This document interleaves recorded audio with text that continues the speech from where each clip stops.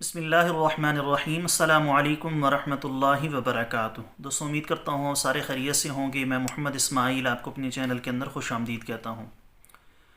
سب سے پہلے میری اللہ رب العزت کی ذات سے دعا ہے کہ پوری دنیا کے اندر جتنے بسنے والے انسان ہیں، اگر کوئی پریشان ہیں تو اللہ تعالیٰ ان کی پریشانی کو دور فرمائے، بیماروں کو کامل اور مکمل صحت عطا فرمائے، اور جو آپ کے حق کے اندر بہتر ہو خدا تعالیٰ وہ سب کو وہ عطا فرمائے۔ آج کی اس ویڈیو کے اندر جو نسخہ میں آپ دوستوں کے ساتھ شیئر کرنے والا ہوں، اعصابی کمزوری کا ایک بہت بہترین، مجرب، آسان اور آزمودہ نسخہ ہے۔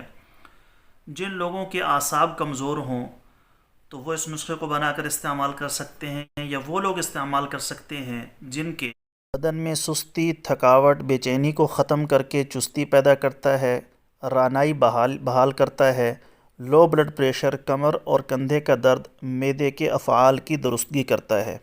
تو بہت ہی بہترین رزلٹ کا حامل یہ نسخہ ہے، آسان اور سادہ سا نسخہ ہے۔ ضرور اس کو بنا کر استعمال کیجئے گا۔ اللہ رب العزت کی ذات نے چاہا تو انشاءاللہ تعالی چند دنوں کے اندر اندر اس کا بہترین رزلٹ آپ لوگوں کے سامنے ہوگا۔ نسخہ بتانے سے پہلے میری آپ سب دوستوں کی خدمت میں گزارش ہے کہ نیچے ٹائٹل کے اندر میرے دوسرے یوٹیوب چینل کا لنک موجود ہے، ضرور سبسکرائب کر لیں۔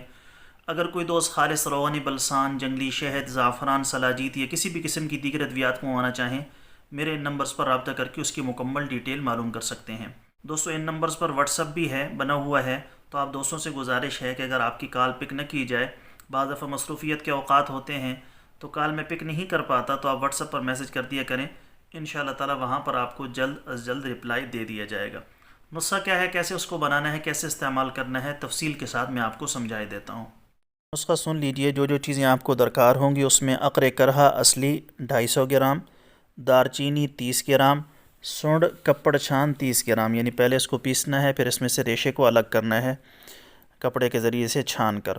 ستاور 100 گرام، موچرس 100 گرام، دیسی شکر 100 گرام۔ جن کو شوگر کا مسئلہ ہو شکر کا استعمال نہ کریں۔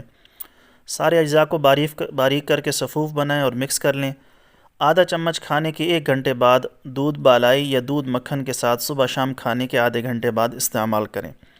جن لوگوں کو بلغم ریشے کا مسئلہ ہو تو وہ اس کو پانی کے ساتھ بھی استعمال کر سکتے ہیں۔ چند دن استعمال کریں، انشاءاللہ تعالی اس کا بہترین رزلٹ آپ لوگوں کے سامنے ہوگا۔